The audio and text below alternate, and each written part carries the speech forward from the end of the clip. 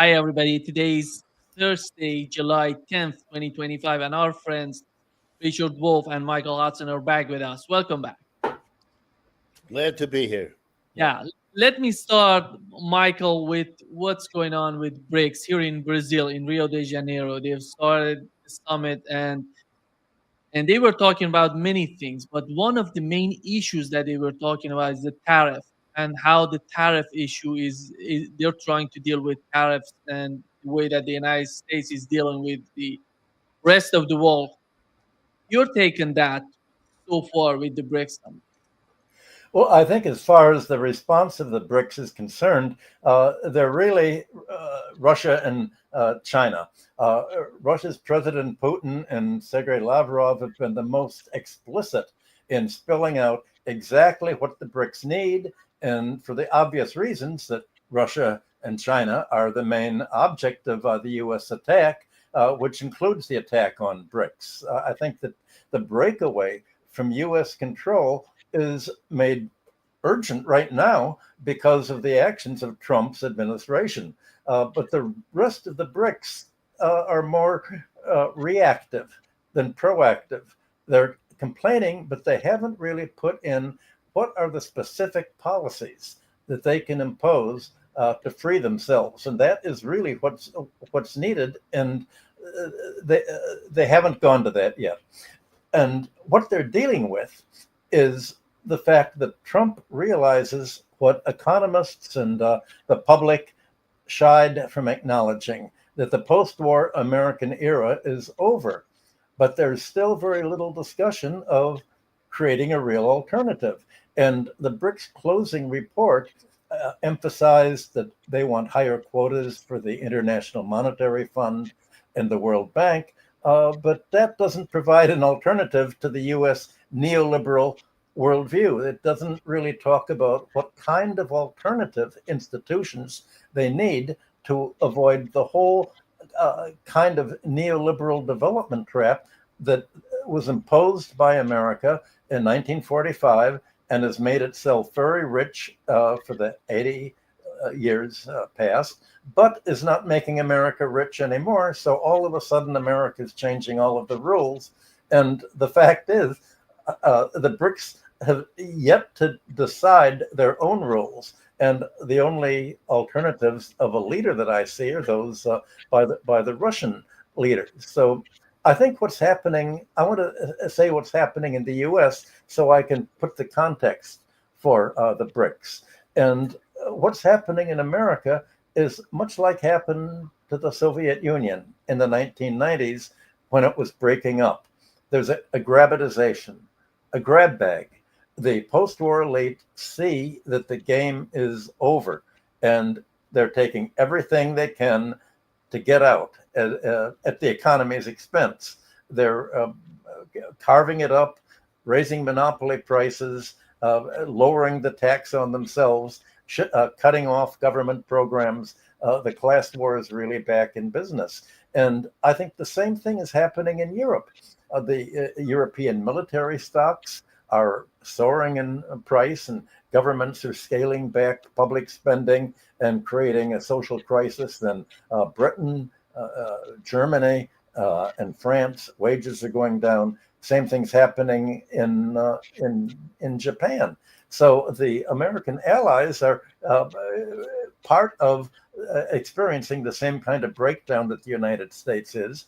And the question is, what's going to take the place of this new kind of grabitization where the United States says, well, we can't follow the old rules of free trade and investment that made us rich for the last 80 years. We're going to impose tribute on you. What are you going to do about it? And the question is, can the West prevent the global majority, which I think is more important than the BRICS, from becoming just a prosperous new center growing without the United States control and making itself the beneficiary of its trade and investment, not foreign investors. And all the United States can do to stop it right now is to act as a wrecker.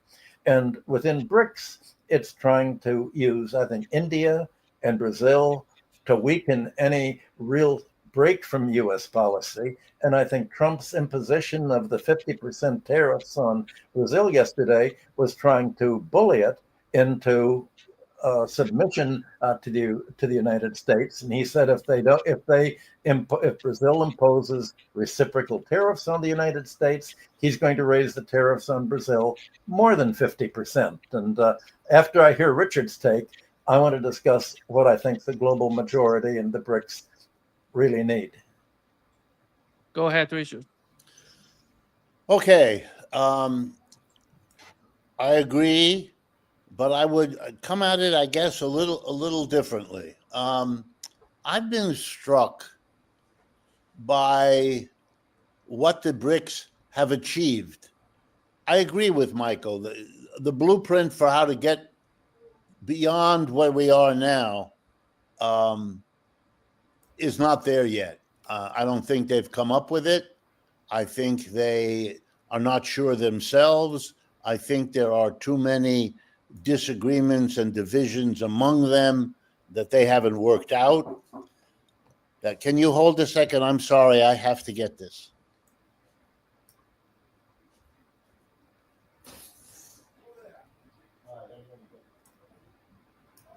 Michael, go ahead. Okay. Richard can join us in a minute. Well, the key is that the world's splitting into two parts. And the U.S. Diplomats see this as a civilizational split. They see it as a civilization split, but the BRICS and the global majority aren't treating it this way. There's a break from the past, but they're not looking at the fact that they're in the same position today that Britain and France and Europe was in 200 years ago, when they were trying to free themselves from feudalism, from the fact that there was a hereditary aristocracy charging land rent, all sorts of, and industrial capitalism wanted to free itself from all of this. That's what the BRICS will have to do. I'll say that after Richard finishes what he's saying. Go ahead, Richard. Yeah, so let me point out that we oughtn't to be in a rush. I mean, Michael is right, but it's really only been, whatever it is, 16 or 17 years that we've had the BRICS. The first few was just getting it started. Now they are clearly underway. They have grown in number. They have the two levels of participation, the member and the partner, if I have their language correctly. And they did hit that milestone a week or two ago when the total amount of trade among them crossed the $1 trillion value. And that's an impressive development. And we all have to thank Mr. Trump, because his tariff program has been a tremendous boost on increasing trade among them, since obviously when they trade amongst each other, Mr. Trump's tariffs don't have any impact, at least not directly on what's going on with them. So I'm pretty impressed that, given all of their differences on many, many issues, that they've been able to stay together. The second thing I would argue is the grabization. I like the term of if Michael invented that. Grabbing everything is a good metaphor, but I would like to extend it a little further. The tariff game has a number of benefits to it. Number one, it can exact a certain amount of tribute. Although let's remember, in the end, the tribute is going to be coming from the Americans to a defunct government, and we don't know yet how much of it will be, in the end, funded by the other countries. Mr. Trump loves to talk about tariffs, about what they do to the other country. But the first victim of a tariff are the Americans who have to pay it, not the foreigners. And it's an open question, depending on many variables, as to how much of the tariff the American who pays it will be able to push back on the foreign country to lower their prices to offset the tariff's effect. Some of that will happen. but much of the effect will be the effect of raising prices in the United States. Let me give you one example that became popular 24 hours ago. It turns out that the vast majority of shoes that Americans wear, like 90+%, which are sneakers as well as shoes, are imported. And they're imported mostly from about 6 countries, all of whom have enormous tariffs that have been imposed on them.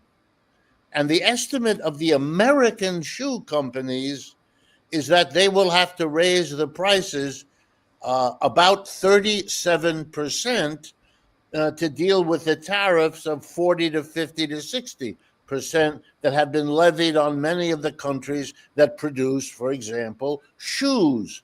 Now, that part of the inflation hasn't hit yet in the United States, but it is being already factored in to the calculations of all of these companies. So I think it's important to understand that the effect of the tariffs in terms of the U.S. versus BRICS or the rest is an unresolved, unknowable at this moment sharing of the process, and not at all difficult necessarily.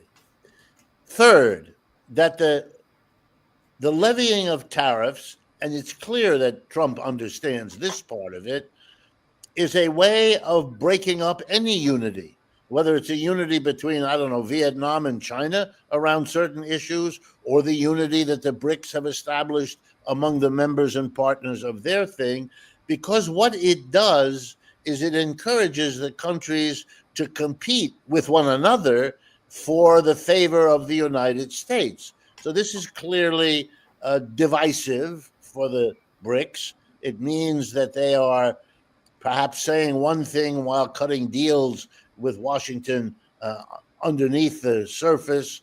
We will learn about that in the months and years ahead, but it would be naive not to think that that's going on. You can see the impact of that particular strategy because its biggest victim is Europe, where the failure to get together there is because none of those countries trusts the other one in terms of secret deals with the United States. The continent doesn't trust Britain and vice versa. France and Germany do not trust each other. Each one worries that if they go too far in being anti-Trump, he will favor the other ones over them, blah, blah, blah. Europe has been suffering from the failure of how it came out of feudalism with all this nationalist noise has cost them very dearly ever since. And here, finally, another dimension. If you look closely at what Trump said about the threat to Brazil and the tariff, the 50%, the argument he made was that he wants to stop the investigation of Bolsonaro in Brazil by the Brazilians. He's not happy with that. He wants allies over there, and he wants to punish them because of their internal judicial procedures, which is a remarkable rationale for a tariff. I mean, we don't used to see quite that kind of thing. That would have been kept a secret, that was also an objective in all of this.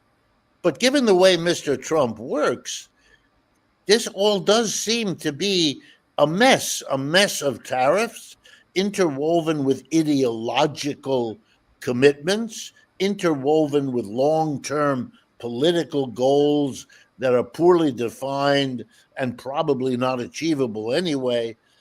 So I'm driven to do what my friend Yanis Varoufakis does, to find the method in the madness. And I'm glad we're doing that, and we should do it. But we shouldn't forget that there's a lot of madness here and a lot of driven, multiple clashing objectives that are not going to work out. And that'll help us avoid seeing too much logic, too much management. And so I end up not being critical so much of the BRICS, easy though that is to do. Could they do more? Yes. Could they have gone further? Yes. But even Lula, if I could conclude on that, did an interesting thing in his most recent speech that I've read, in which he says, I am not one of those who attacks globalization. He said the problem wasn't globalization. The problem was, and he doesn't use these words, but I'll put them in his mouth, American imperialism. The United States used a globalized economy to its own ends. Mr. Lula wants everyone to understand that globalization is still on the agenda, and he, for one, favors it. And I see there the echo of the Chinese supporting free trade and all of the others, and repositioning the world around this old capitalist struggle, free trade versus protectionism. And they are becoming cleverly the champions of a free trade regime over against the narrow, backward looking, remember, MAGA, backward looking protectionism. And that, I think, is a very powerful image, and changes. It kind of changes what is the advanced world and what is the less developed world. And it substitutes, and that's what Michael, in a way, is asking for, is substituting not the strategy of economic development, that remains to be spelled out, but it is very smartly reconceptualizing what's going on in the world around the globalization, protectionism. And that is very different from what the United States is trying to construct as the way to understand the world economy. Well, I think you're right. What is really at issue is what kind of an economic system is the world going to have, at least the world outside of the United States. And it's not just, the problem is not just capitalism, it's particularly the European and the American version of what capitalism has begun, which is very different from how it began. And I'd like to make the point that the global majority countries today are facing a problem very much like was faced by Europe when it broke away from feudalism, from the control of the past, from the control of a predatory, hereditary aristocracy that was holding the land and charging its rents and establishing monopolies to pay its foreign debts, and had a predatory banking system. The whole system had to be revised, and that's what made industrial capitalism revolutionary. Industrial capitalism wanted to free economies from this whole burden of the rentier class that had emerged out of feudalism. And the solution to do it is Adam Smith and the French physiocrats and everybody, the rest of the classical economists were saying is, well, first of all, if they're rentiers, they live on economic rent, unearned income.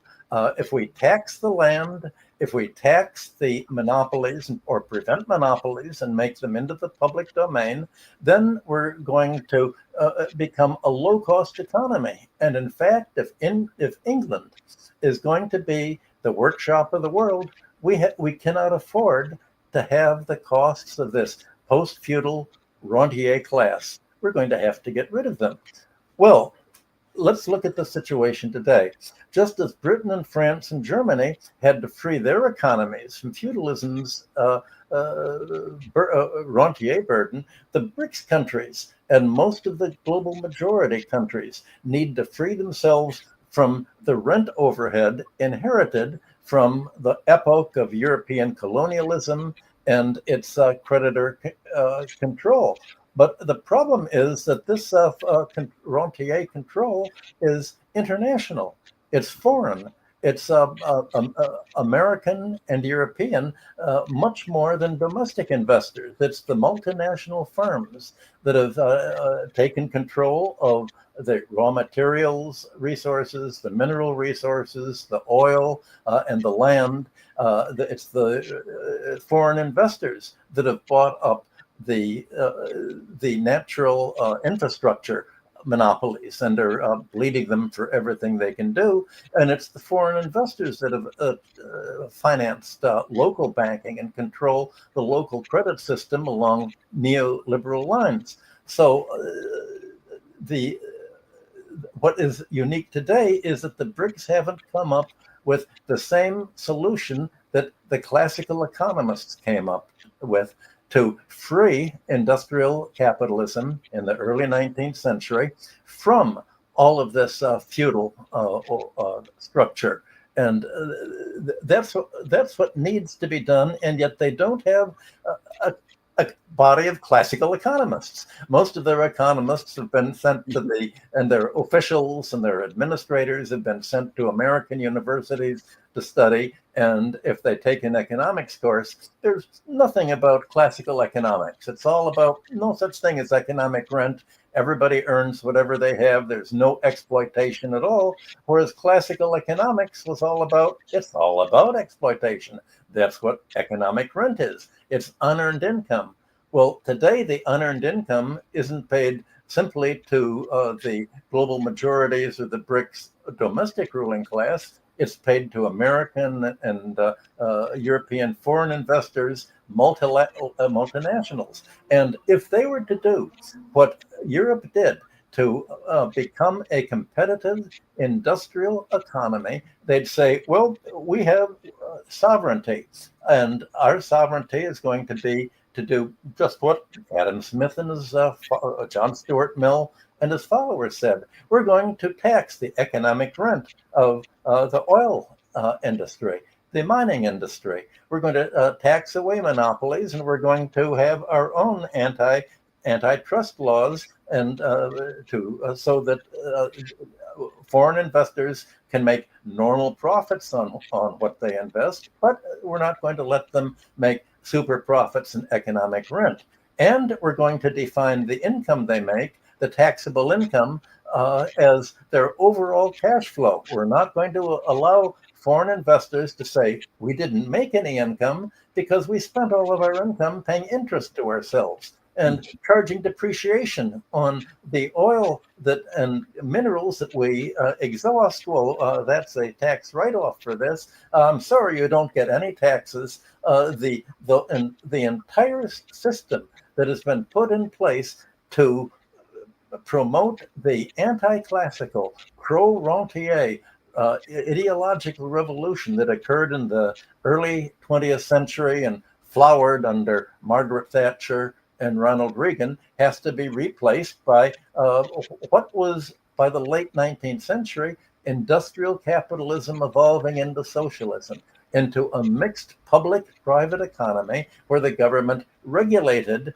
natural monopolies, it taxed away economic rent. And the idea of a free market, as we've discussed before, for the classical economists was a market free from economic rent, not free for the rentiers, not to have any government taxation or regulation of the economy. So suppose that the BRICS countries said, we're going to develop our industry in the same way that England, France, Germany, and the United States developed their industry, with a mixed public-private economy, blocking economic rent from adding to the cost of production. And if we don't do that, we can't industrialize. And by the way, the other feudal burden we have that is the equivalent of the feudal burden is the foreign debt that we've been loaded down with by the way in which the post-war economic order was created in 1945. The global South countries emerged from World War II with very abundant foreign reserves because they'd been selling raw materials to the Allies during the war. And the way in which the United States designed the IMF and the World Bank and the free trade agreement led to the global South countries losing these reserves that they'd been developing during the war by falling into trade dependency and increasingly into debt dependency. All of that has to be thrown away, just as Europe threw away the feudal burden, the feudalism that it had, and the fight against to free themselves from the foreign investment that mainly is coordinated by the United States, as Lula said, is the counterpart to how Europe achieved its prosperity.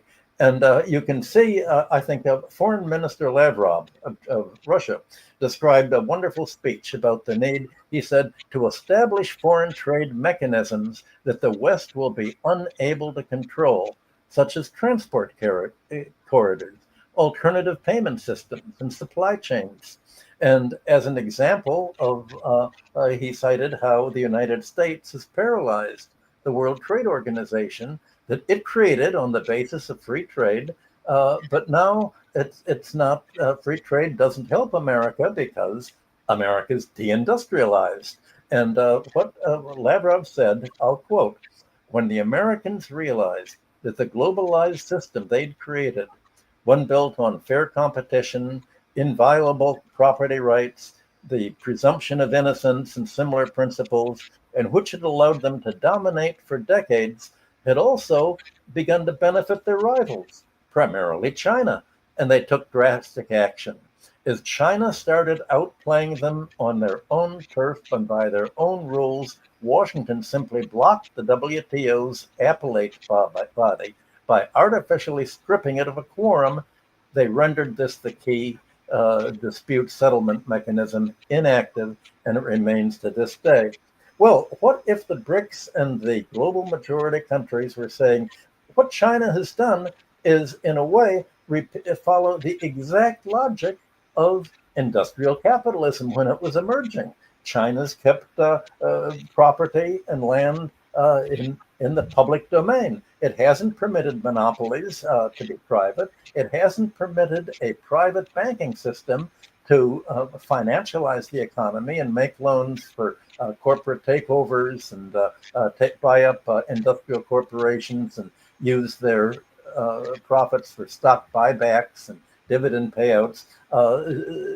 China has done exactly what Adam Smith and John Stuart Mill and the industrial capitalists wanted to do, because industrial capitalism was evolving into just exactly the lines that China has been taking.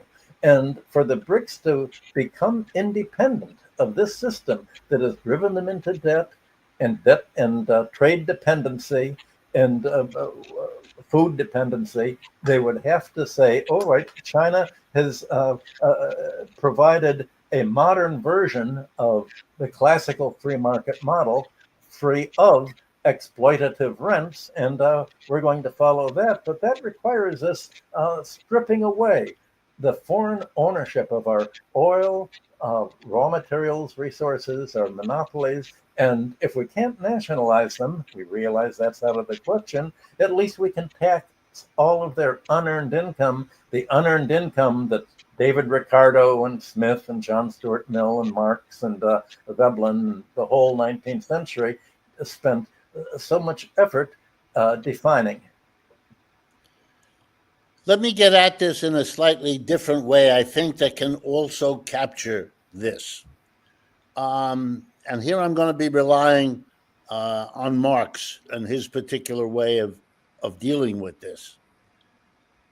You might say that the break out of feudalism comes, whether it's in the form of Smith and Ricardo or any of the others, comes out of a recognition that rent on land has much to do with the growth of population. That's why a square foot in New York City costs a great deal more than a square foot in Nebraska, right? It is not about the soil. It's not about investments that have been put on the land or not. It's basically that more and more people getting an advantage out of being in an agglomerated population enable whoever owns the land simply to raise the rent, and it becomes more and more. And the anti-feudal people can be thought of as having come up with a eureka moment. And in the eureka moment, they realized that in order to have access to land, you do not need a landlord. In other words, you can, figuratively or not, get rid of the landlord and you still have the land, which is what the rest of the population, the rest of the economy needs. Well, Marx, in a moment of humor, said the only difference between him and those folks who figured out what I just said is that he wants to add that exactly the same is true of capital. Do we need machines? Absolutely. Do we need factories and offices? Yes. Do we need the owners of those things who can take huge portions of our output in order to give us access? No. We can produce those things. You know how we know it? Because we already do. It's workers who make machines. It's workers who erect buildings. It's workers who do all that anyway. So if the workers do it, why would there be others who aren't workers gathering a revenue? It makes no more sense, Marx says, than having the landlord who inherited from his grandfather a certain spot of land being able to siphon off a huge amount of revenue. And then the punchline, which is just as Michael said, if that revenue were acquired by an agency of the community that wanted economic development, then of course they would use those revenues for that purpose. And that is the old socialist idea. The people do the work. They produce consumer goods for their own consumption. They produce means of production in order to become more productive as a community. In order for this story to be told, you don't need a separate social class gathering into its hands the revenue and only devoting that to growing the well-being of the community if that were their objective. But we know that if there is such a class, capitalism guarantees that the objective they will pursue with the revenue they get is profitability. And profitability has nothing to do with the realities that system imposes on us relative to what a community of workers would do if they themselves were in charge here. So let me offer, as Michael did, to the BRICS a strategic focus that might make a real difference. And that is to say that the socialism that they have produced to this point, government with a massive regulatory and ownership, as in China, for example, but that is a step, probably a necessary step, but not a sufficient step. That what you have to do is to take it further. You have to really put the workers in charge, not indirectly, not through electing some. No. You have to, at the base, in every office, in every factory, in every store, put the people who work there in charge. There is no capitalist class anymore. You actually have overcome class divisions because the employer and the employee have become the same persons. One individual, the other one a member of the collective. And that's what you got. No more master slave, no more lord serf, and no more employer employee. Then you have the micro foundation to get the very things Michael is talking about to become possible. But that means that in the BRICS countries, and there is no way that I can see out of this, in the BRICS countries, to the extent that there remain employer-employee organizations, you're going to have to go beyond them. And you're going to have resistance from whoever the employers are, whether these are private individuals or state officials.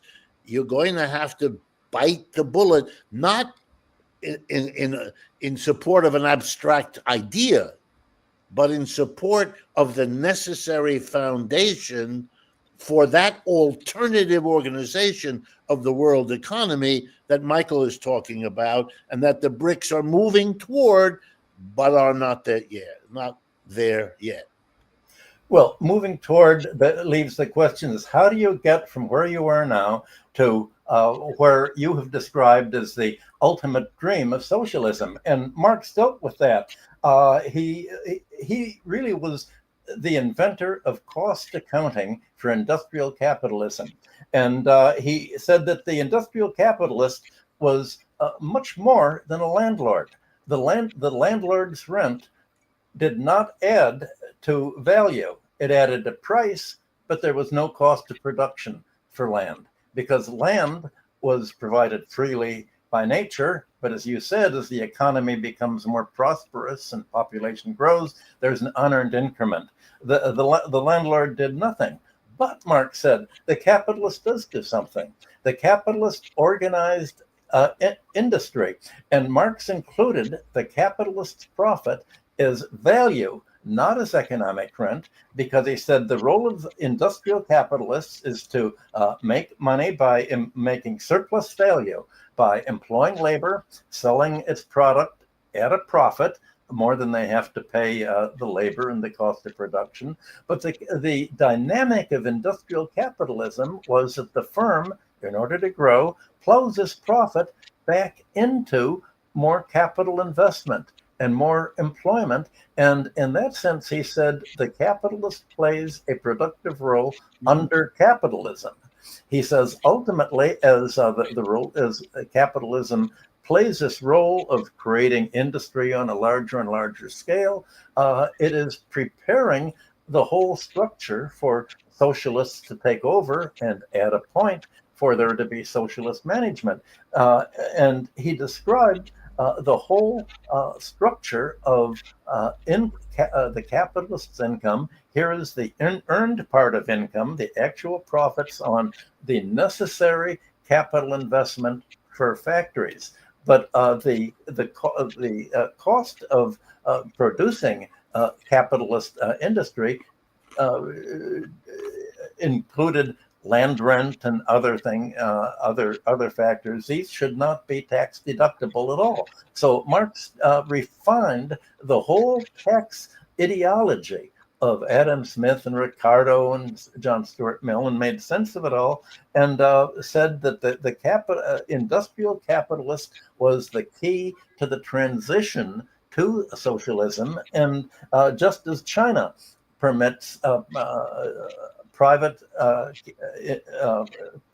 profit-making investment, private capitalism on a small scale to develop, but it doesn't let billionaires develop, and it doesn't let industrial capitalism by its innovative class, which is very innovative, it doesn't let it become financialized and turn into financial capitalism, which has ended up destroying and deindustrializing capitalism in the Western economies. That's the big picture. I think that the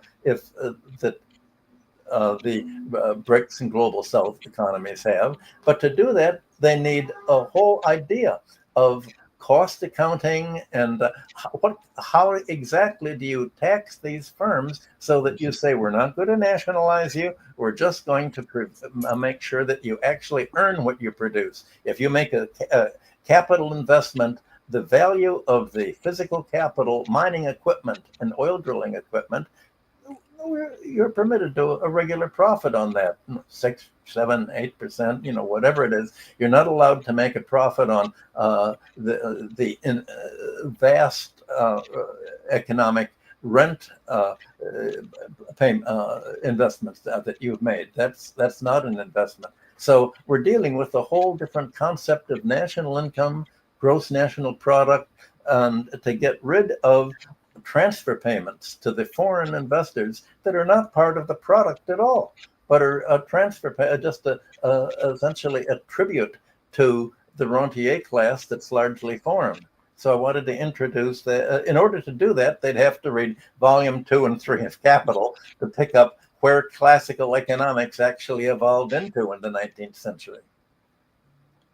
Yeah, I don't think we disagree, except for me, I want to stress the micro level adjustment change that radically reorganizes every enterprise in order that then they can together do what you just said. In the interest of reproducing their power and their social situation, they have to have those kinds of rules in place so that, for example, no one enterprise, even if it is organized as a cooperative, can have a monopoly position. That is not available. Whereas we know that in capitalism, the competitive nature always produces winners and losers and has no reason not to go until there's only 1 or 2 or 3 monopoly or oligopoly that's left. And that the production of a monopolist is intrinsic to the capitalist system. It constantly produces and reproduces them. That's why there is Jeffrey Bezos and there is old Elon Musk and all the rest of it. It is the not only is there nothing preventing it, the system is set up so that every capitalist that I've ever met dreams of having quote unquote market share. Well, that's a none too subtle idea. That's about getting the ability to jack your price up above what it would be if you did the kind of cost calculation Michael just specified. If we're going to do our job, we have to specify the political economy that could set itself the task of limiting monopoly. We tried that. We had the Sherman Antitrust Bill in 1890. We had the Clayton Act in 1914. Those are spectacular failures. They haven't stopped monopolization. Never did. It is a fraud. We have an antitrust department that's another fraud that doesn't do its job. And it doesn't do it whether it's Republican or Democrat because that's built into the system.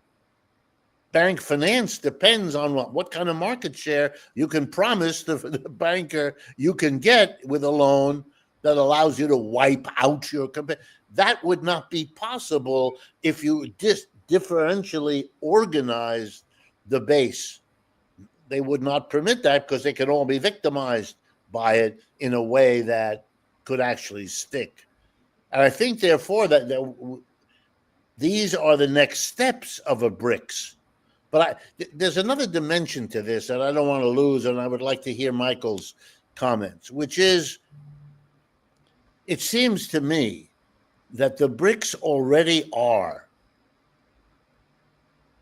a historical transformation. The fact that if you add up, I know I've done this before, but I want us to think about it.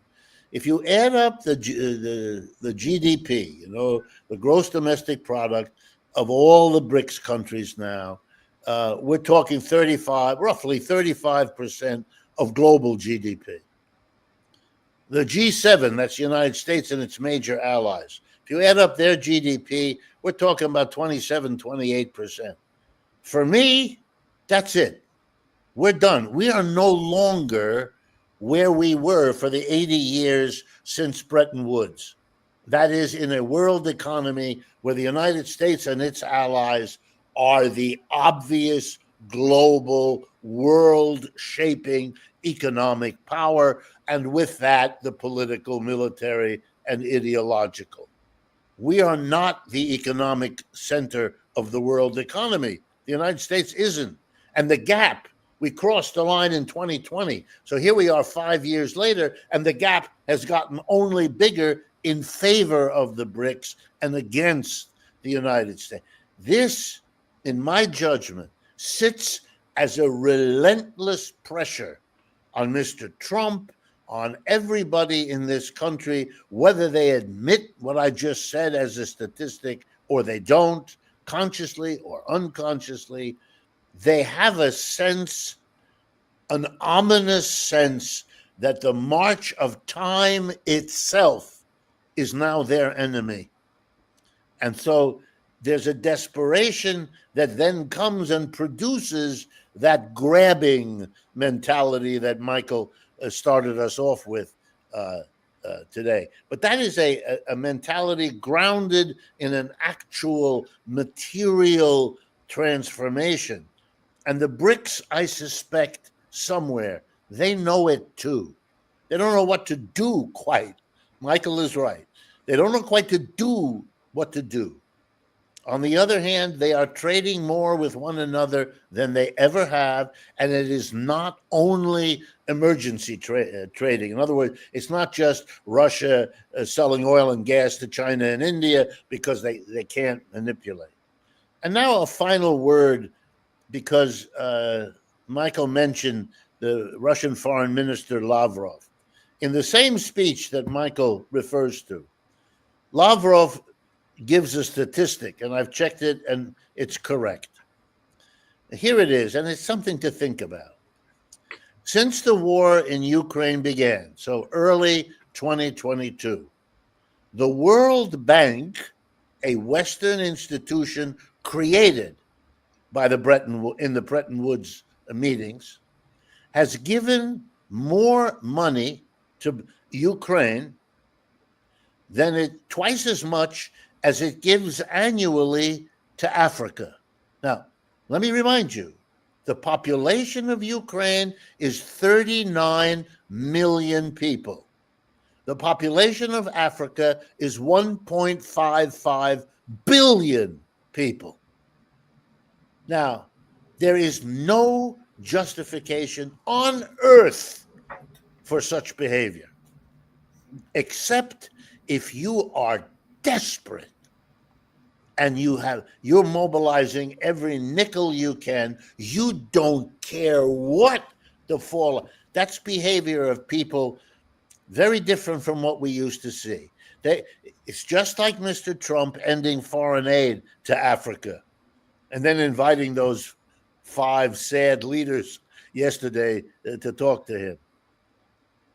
Twice as much for the war in Ukraine, the 39 million people affected, then you give annually to 1.55 billion. It is stupefying if you think about it. Think about the economic development message here. Helping Ukraine basically blow away everything because the money is used for war, versus helping 1.5 billion people who are the victims of economic underdevelopment par excellence in the world we live in. It really is kind of breathtaking. Richard, the population of Ukraine is only 1,000 people. Yeah. These 1,000 people get all of the IMF, all of the World Bank money. That's the population. It's 1,000 people, not the rest of the population. This money doesn't get spent on the population at large. It's to the client oligarchy. That's the key. But I want to go back to what you talked about, the march of time.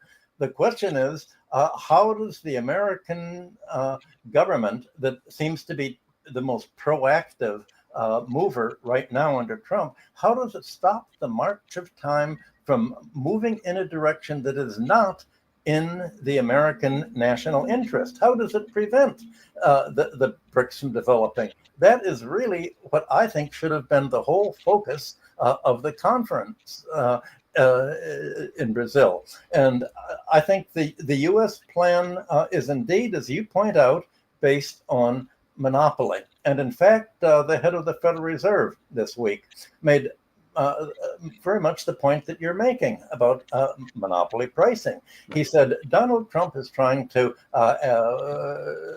force me to to raise interest rates, to stop the rise in pricing. He's going to try to do that. The rise in interest rates is not caused by money creation.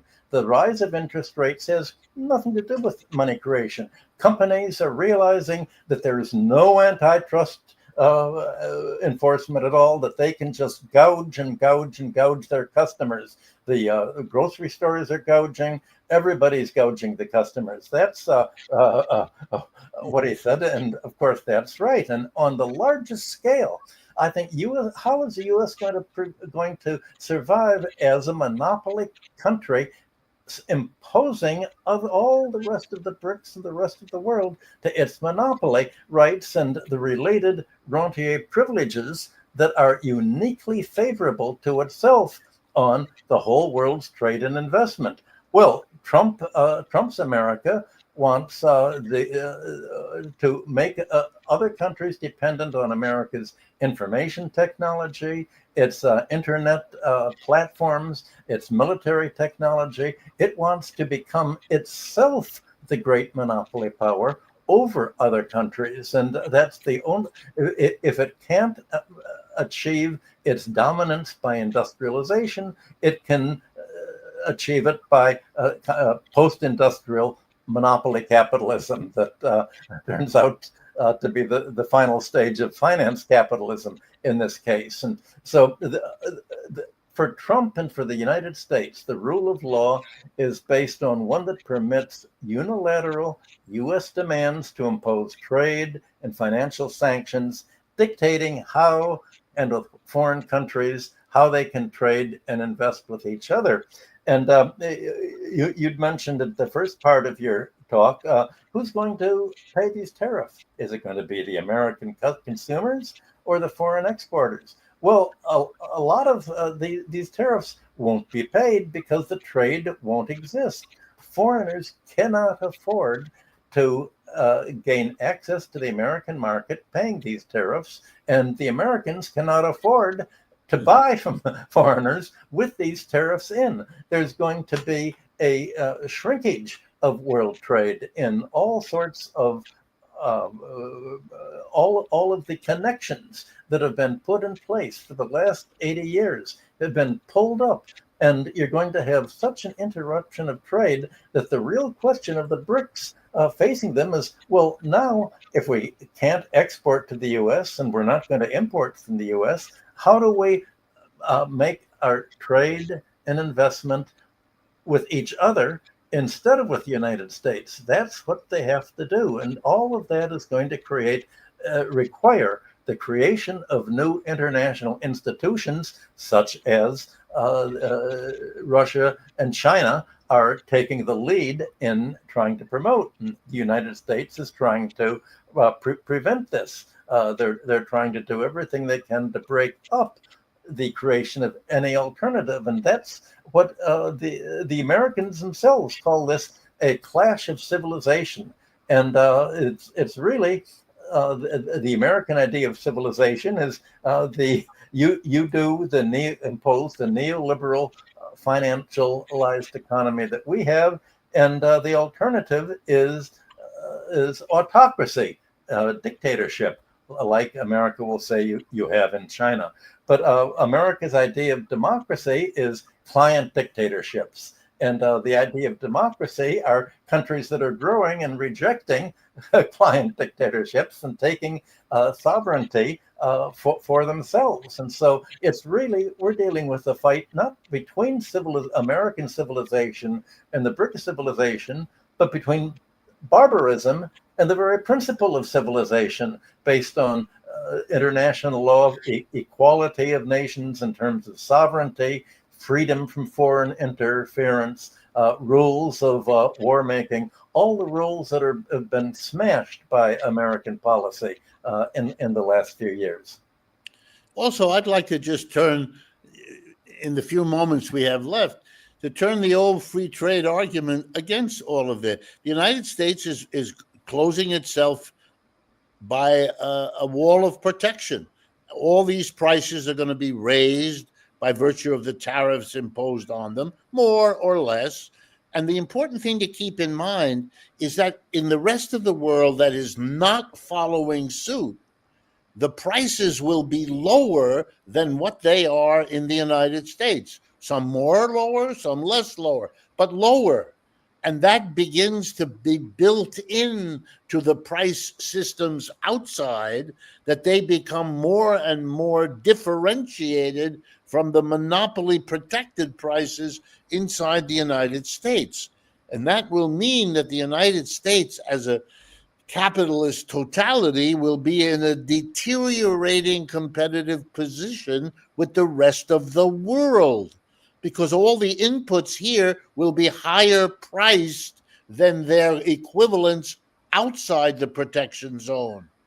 That's not a sustainable arrangement. Or to put it another way, that will become itself a mechanism that over time deteriorates and isolates the United States' capitalism from the rest of the world. So that's not a viable strategy either. It may look in the early moments of Mr. Trump throwing it around as some kind of remarkable innovation, but we all know that the history of capitalism is the history of oscillations between free trade and protection. We are not the first one to go through that. And the protection phase, which comes when free trade doesn't work, turns always out to be a dead end. In fact, that's why we go back to free trade again, because we have a revulsion against the problems of a protection. So this is not discovering a new solution. This is hankering after an old one that we should have learned doesn't work.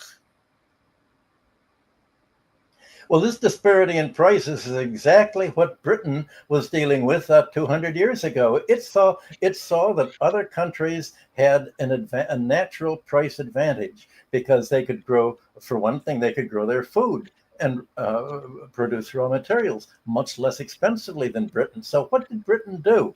Apart from reforming its own economy to lower its costs, it said, we're going to colonize these countries and we're going to invest in them. And if we can take ownership of their advantages, ownership of their land to produce food ownership of their raw materials, then instead of these countries getting the benefit of their low cost of production, our British and other colonialist European owners are going to have we're going to carve out our ownership of these countries' natural patrimony, their land, natural resources, and infrastructure for ourselves, and they'll be part of our own economy, not these economies. So this is what led this perception of the threat of lower prices abroad led to British colonialism and imperialism and the development of financial imperialism in the form of multinational corporations buying control of all of the basic resources and assets that made these other countries more naturally competitive than Europe, with all of its burden of its aristocracy and all of the burden that it had. That's the kind of fight that is being waged today. It's as if we're seeing a new attempt by American to do what the European colonists did in taking over Africa and other countries and investing in the global South and taking ownership of their resources, denying the income from these resources to their host countries. This is host in the sense of host to a parasite taking out its value. This is exactly the fight that has to be recognized by the global majority countries, and I think it has been recognized by Lavrov's speech and by the Russians and certainly by the Chinese. But the problem is, how are you going to get BRICS to say this requires a really radical restructuring of the world order. This is a civilizational fight. How are we going to create a plan for this? And so far, they really haven't developed a plan. There was talking about de-dollarization as if somehow that could cure the problem, but that goes way beyond getting free of using the U.S. dollar. It's getting free of the whole finance capitalist rentier organization of the economy to free the economy from this. And of course, that's what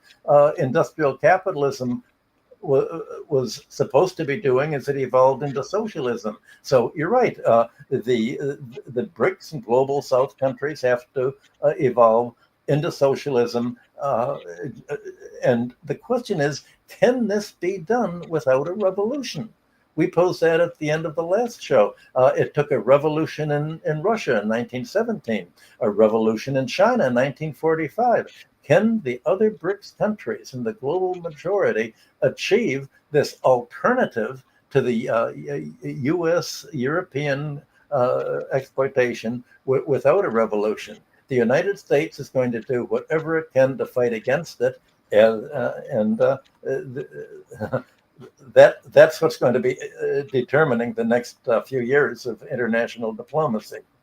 Yes, and I want to remind everyone not to be too gloomy here, that when you saw the European economies go from the 19th century of more or less free trade to the 20th century's shifting over to colonization and protection of each colony, a set of colonial properties against the other, that eventuated in World Wars I and II. And we ought to wonder, one of the reasons you don't want to go down the road of protection accompanied by military forces to impose that protection. And notice that the budget just passed by Mr. Trump, expands the military and expands the police. That's so-called Homeland Security. Everything else is cut because you have to focus on protection in all the meanings of that word. That has led to war over and over again, especially as the beleaguered country tries to stop the others from protecting themselves. What happens if and when the BRICS, I'm not suggesting it, but if and when the BRICS were to sit down and to, as a unit, respond to the tariffs of the United States with a uniform tariff among them, where they are a common market and the United States is the excluded one. People with a memory will see here the very evolution of colonial empires, the American, the British, the German, the Japanese, which were the 20th century's causes of the greatest world wars the human race has ever seen. I mean, this is not a solution, what is being done here. This is an act of desperation coming out of the grabbing that Michael talked to us at the beginning today. Well, to create a common market is exactly what China is trying to do with the Belt and Road Initiative. If you're going to have a trade among yourselves, you need transportation. You need the Belt and Road. And that's exactly what the United States militarily is trying to do, to block it in Afghanistan, in Iran with Azeri and Azerbaijan activities. This is exactly what the geopolitical fight of the next few years is all about, trying to break the ability of other countries to work together and to tear up all of the connections, leaving no alternative but depend upon the United States and Europe. That's the new Cold War, and it is a war of what kind of civilization is the world going to have, or at least the world outside of the golden billion in the United States, Europe, and its allies. Yeah. Thank you so much, Richard and Michael. Great pleasure as always. See you soon. Bye bye. Bye bye.